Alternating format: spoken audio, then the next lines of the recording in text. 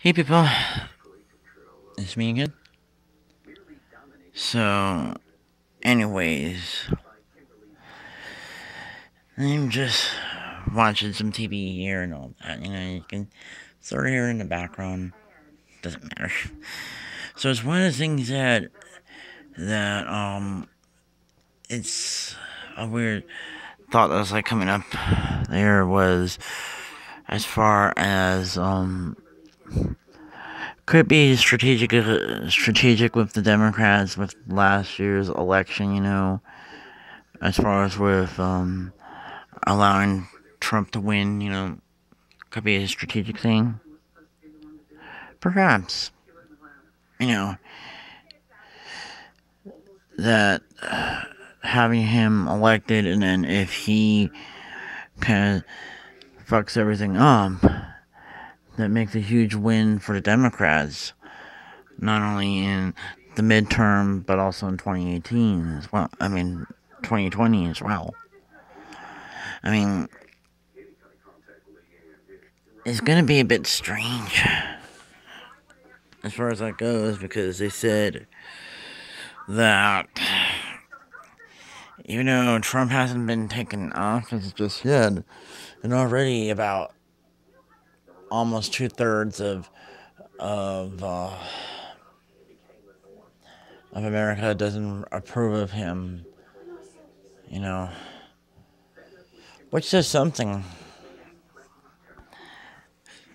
And some people would say like, oh, like like the 40% of that would have been just a bunch of Democrats and liberals that don't like him, and then the other 20% could be like a bunch of conservatives that don't like him,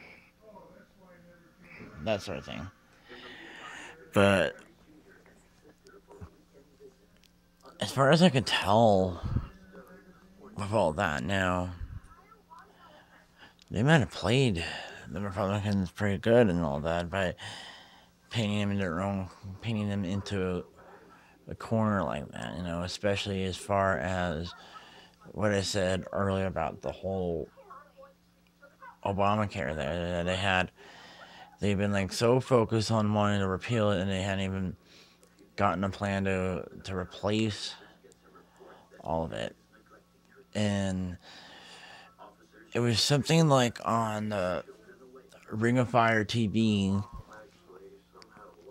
that Farron Cousins had said on there, but it was reiterated on some of the other progressive channels on YouTube that some Republicans are backing away from the repeal because they know that if they do that, they'll anger their constituents enough that the constituents will vote them out. And so it's like basically this. It puts them in this sort of rock between a rock and a hard place. They have have their momentary political game, but risk political suicide, or not have their momentary political game, and then keep their career. So it's like their career or their political gain is like at stake. So I think that's just basically what's going to happen there. But I figure that the Democrats are also going to set the Republicans up in similar scenarios there. Like they have to choose between their political gain, short-term political gain, or or keeping their political career alive, which I think is well played. I mean, don't you think, guys? As far as that goes, is that like well played to kind of put your opponent in a tough spot like that? It's like playing like a game of chess. That if even if they have it's like for them, do they want to capture this rook that's very close to the king, even though there's like even though there's like a bishop that's very close, and then if they capture rook, the bishop will capture the pawn and then put your king in check. You know, and anybody that knows about like chess would understand that kind of things. As far as that terminology, as far as that goes. Yeah. So, in a way, I think that's kind of interesting to kind of put that sort of thing. Political ambition or political, not a political ambition, short-term political victory versus your your overall political career.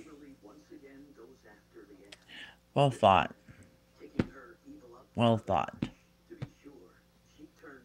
Gotta hand it to some of the Democrats. In some ways, it's like they're not as like as stupid that some conservatives think they are. But in some ways, I think it's just that sometimes Democrats have to keep on certain appearances, such things like that. So who knows, really? Who knows?